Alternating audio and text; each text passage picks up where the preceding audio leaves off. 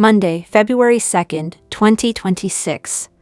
Britt makes an upsetting discovery, Lucas is thrown, Alexis is dismayed, Willow plays dirty, Emma gets an important call. Read the last GH recap. Cody slept with the horses after a fight with Molly, and Britt agreed to Jason's plan to save her. At the island cabin, Britt wakes up and tells Jason she feels amazing. They kiss. She wishes they could stay there alone. He assures her they will only have to be apart temporarily.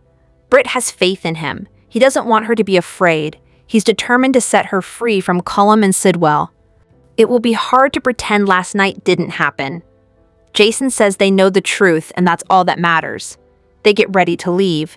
She will get him some of her meds so he can have them reverse engineered. She worries about how long it will take. He assures her Brick will get it done. Rick stops by Sunny's and is surprised when his brother asks him to make sure Michael doesn't lose his children. Rick explains he can't be on Michael's side after he represented Willow. Sunny wants him to broker a compromise. Rick agrees a compromise would be best, but the chance that Michael and Willow will negotiate is low. He worries that Michael will even give him the time of day after how he went after Michael on the stand. His brother insists they need to do this. At the Quartermains, Chase tells BLQ how much he likes spending time with the kids. Gio and Emma arrive and ask how mad Tracy is. BLQ is confused. They explain that Tracy wants to get back all the family heirlooms. They were supposed to help her, but haven't heard from her since last night. Chase makes some calls, but Tracy wasn't in a crash. Tracy wanders in, complaining. They all hug her. Tracy explains that she got stuck with Martin all night. She says she resolved things with him. They worry about what that means, but she says that Martin helped her load her stuff in her car. Chase hopes she talked to Willow before entering the house. They tell him that she was only getting what was hers. The cop worries she could get arrested. She points out Drew's attorney witnessed the whole thing and he backs down. Jason walks in and they ask where he was all night. They tell him his son was out all night.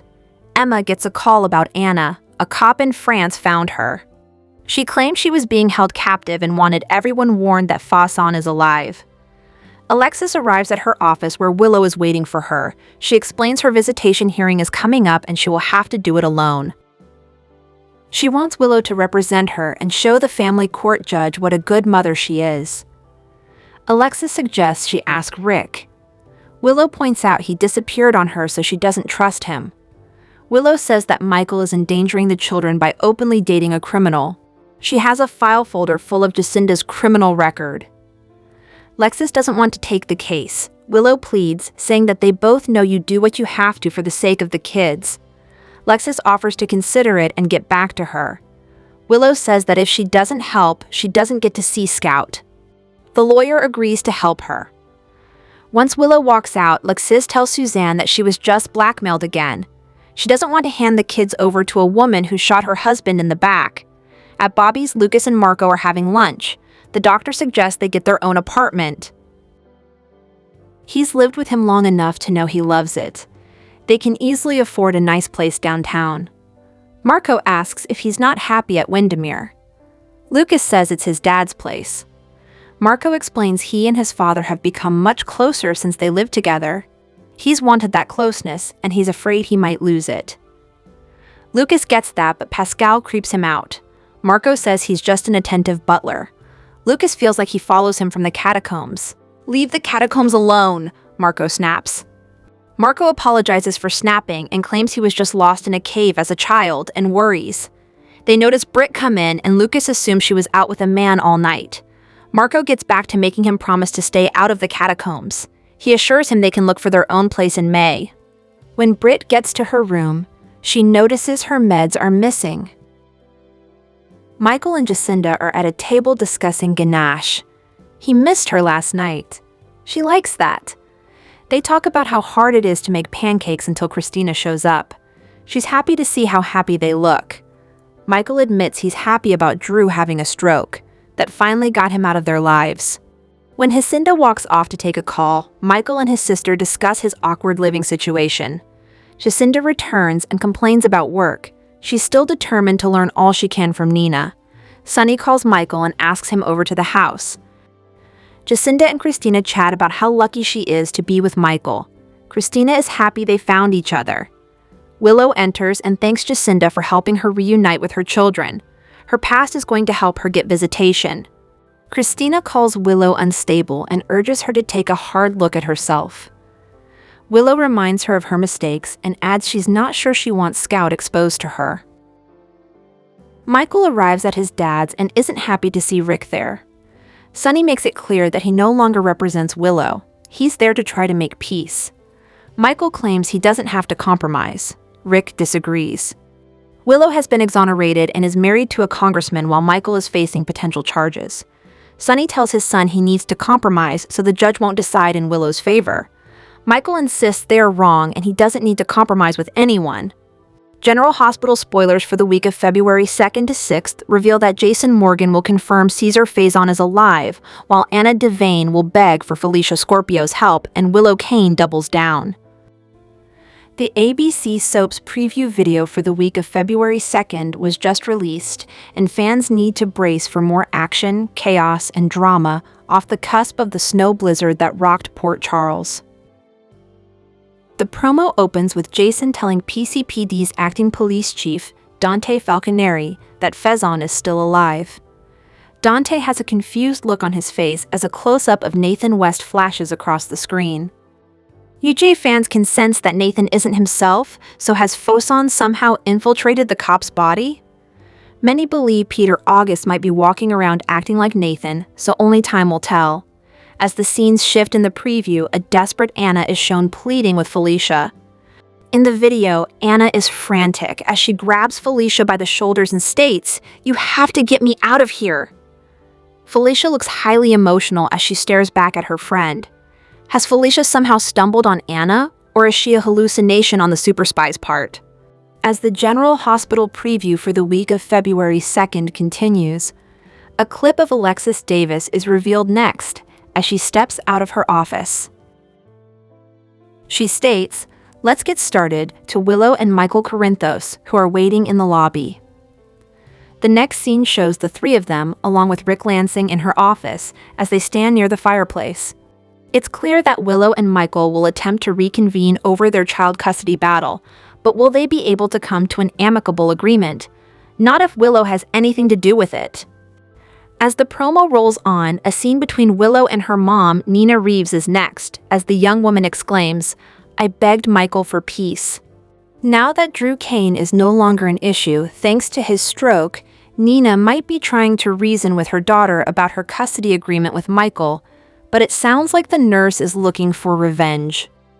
As the General Hospital preview wraps up, a mirage of clips hit the screen, from Willow boldly handing papers over to Alexis to a concerned look on Michael's face, then a vicious stare back from Willow, a close-up of Rick looking smug, and one of Alexis looking even more smug.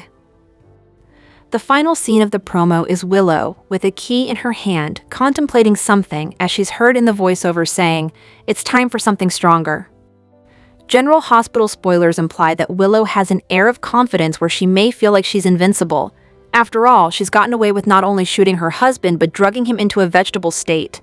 So what line will she cross this week to finally get full-time access to her kids? General Hospital spoilers and updates for the upcoming 3 weeks, from February 2nd to February 20th, indicate that some exciting events are on the way. Expect Valentine's Day surprises, new romantic partners, Maxie Jones's recovery, and Drew Kane's struggles. During the week of February 2nd to 6th, Jason Morgan will meet with Sonny Corinthos, leading to some shocking revelations. Sonny is likely to learn about Jen Sidwell shooting Henry Hank Dalton while Britt Westbourne was present. Since Britt brought up Ross Cullum and his connection to the WSB, Jason might also reveal that information and question if Cullum was behind the attacks on Sonny. Meanwhile, Willow Kane appears to be using Scout Quartermain and Danny Morgan's situation for her own benefit. Willow will make trouble for Alexis Davis and Michael Corinthos as she tries to secure time with Wiley Corinthos and Amelia Corinthos. In the confines of Drew's home, a simmering frustration will bubble within him as he grapples with the reality of Willow dictating the course of his life. In a moment of vulnerability, Willow might admit her involvement as Drew's shooter, emphasizing that there's no chance he'll escape the constraints of that bed. Meanwhile, at Britt's location, things take a turn for the dramatic as she experiences a breakdown upon discovering information that was clearly meant to remain hidden from her. Is it possible that Britt will learn about Anna Devane's dire situation and become overwhelmed with fear just as Cullum threatens her to maintain silence? From February 9th to 13th, Lulu Spencer and Nathan West will face temptation, as news from Boston will come as Maxie returns on February 12th. This means Maxie is about to wake from her coma and will have big surprises, starting with Nathan being alive. Nathan and Lulu's feelings may be hidden for now, but they will eventually come out in surprising ways. Meanwhile, Cody Bell and Molly Lansing Davis are having romantic troubles just as Valentine's Day approaches. Will they fix things in time or spend the holiday feeling sad? Valentine's Day celebrations might extend into February 16th to 20th since the holiday is on a Saturday. Jason and Britt will find ways to spend time together. GH spoilers hint at romantic moments for Curtis Ashford and Jordan Ashford as they reconnect. Rick Lansing will have a date with Elizabeth Baldwin, but Sidwell's relationship with Lucy Coe may go downhill because of his interest in Ava Jerome. If Lucy insists that Sidwell only focus on her, he might end things. Control arrived first, long before anyone reached for a gun on General Hospital. Cullum, Sidwell, and Marco held Britt's medication just out of reach, reminding her in careful, measured ways that her health depended on her obedience. Finish the work, complete Phazon's cold fusion project, and you'll stay useful. The threat was never loud, but it was constant, and it turned every choice Britt made into something negotiated under pressure. That control has settled into place, making brute force look almost honest by comparison. The villains never rushed Britt. They didn't have to. Sidwell spoke calmly about resources, timelines, and what would happen if things slowed down. Marco framed the work as inevitable, something already decided, while Cullum lingered nearby as proof that escape routes were imaginary. Britt was allowed to argue about lab conditions and logistics, but not about whether she would finish. The leverage sat in her pocket, or rather didn't. Her meds turned into currency. Not a threat you could argue with, just something they could hold back, tweak, or snatch away the second she stepped out of line. The show never stopped to explain it because it didn't have to. You could feel it sitting in every scene, that ugly understanding that Britt's own body was what they were negotiating with. Jason figured it out almost immediately. Britt's outbursts, the way she pushed him away, the sudden cruelty towards someone she trusted all pointed back to fear. Not fear of violence, but fear of losing access to the one thing keeping her stable. When Britt finally told Jason the truth, it came out flat and exhausted. She explained how her death had been staged, how her father's work had been dangled in front of her, and how her Huntington's medication was the real leash. It wasn't melodramatic, it was procedural. The cruelty of it sat in the math: finish the project and live, resist and decline. Sidwell didn't need to threaten her life directly because the outcome was already written into her condition.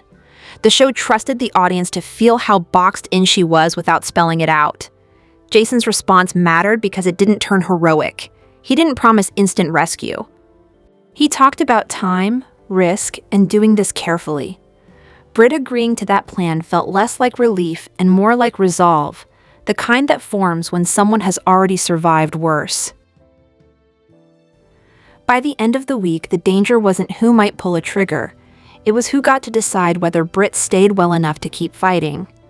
The truly scary part is their villainous manipulation of Britt sticks with you long after the episodes have ended. General Hospital kicked off 2026 with major revelations, couples braving a blizzard, and one character down for the count. While the GH cast started the year off strong, here's why Caitlin McMullen earned the title of Soap Hub's Performer of the Month for January. January was a big month for Chase. His private investigation into Drew's shooting was found out. He was demoted at the PCPD, and things got physical between him and one of his best friends, Michael. Swickard stood true to Chase's belief that his ex was innocent, frustrating those on and off screen in the best way. And when Chase switched from determination to furious, Swickard allowed his character to feel every ounce of it as he got in fights with Michael and Dante. Anna has been unknowingly held captive by Sidwell and Cullum for months, but January was when things took a turn. The moment Anna was greeted by Peter, Hughes reminded us just how afraid of Faison her character truly is. When she begged for it to end and for Faison to finally show himself, Hughes gave an unforgettable performance of a woman desperate to leave her worst nightmare. He might have spent a good chunk of the month laid up at GH with possible locked-in syndrome, but there's no denying that Drew's portrayer, Cameron Matheson, offered a performance for the books. Before the shock of getting shot up by his wife, Matheson showed us the true Drew, the man who can be easily triggered to go off the rails when faced with a potential threat to the life he's built.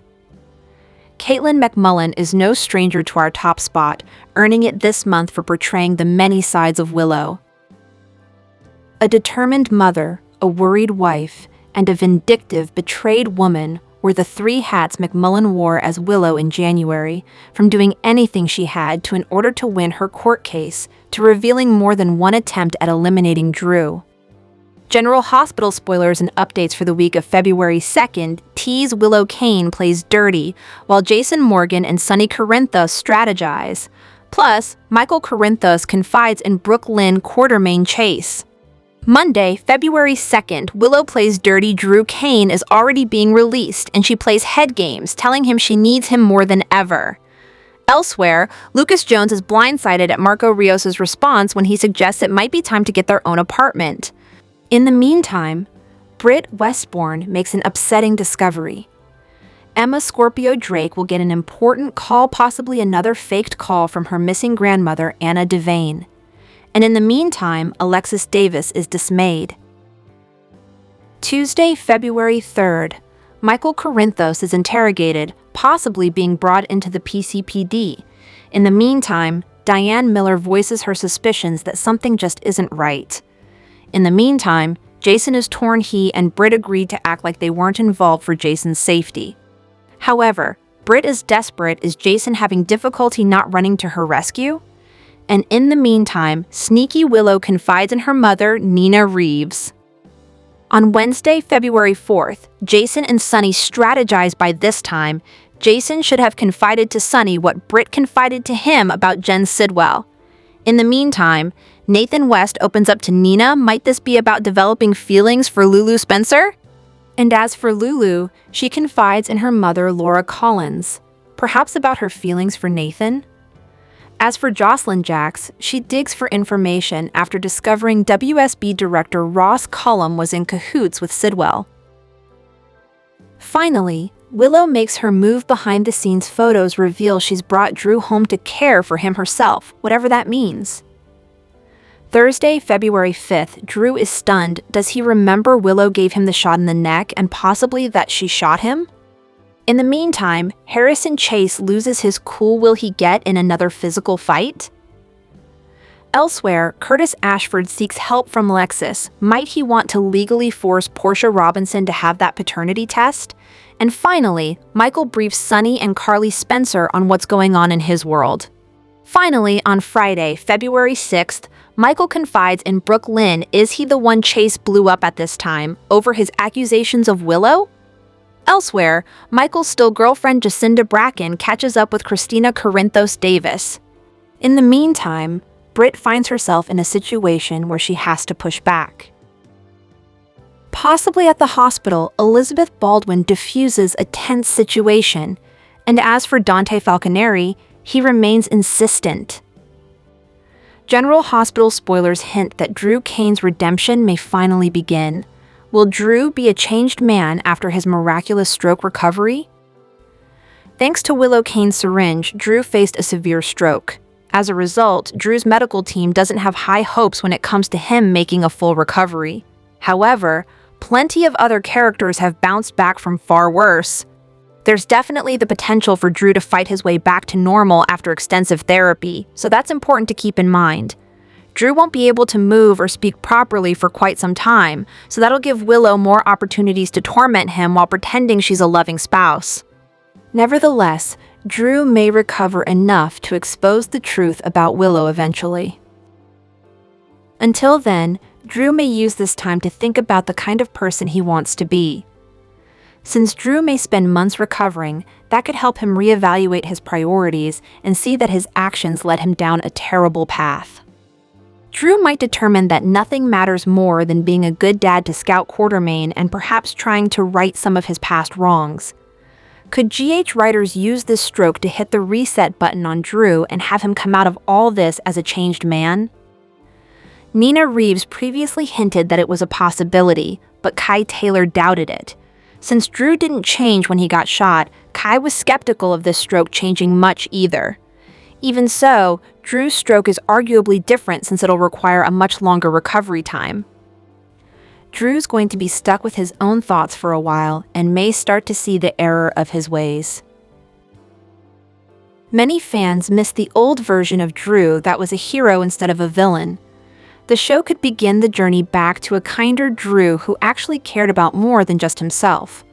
Would you like to see GH writers use this as a path to Drew's redemption? Will Drew make some updates to his life following this stroke ordeal and come out of this as a better person? General Hospital spoilers say Drew's future is uncertain, but let's hope for good news, especially for Scout Sack. SAS will have other terrific General Hospital spoilers, news, and updates for you, so drop by frequently for more details.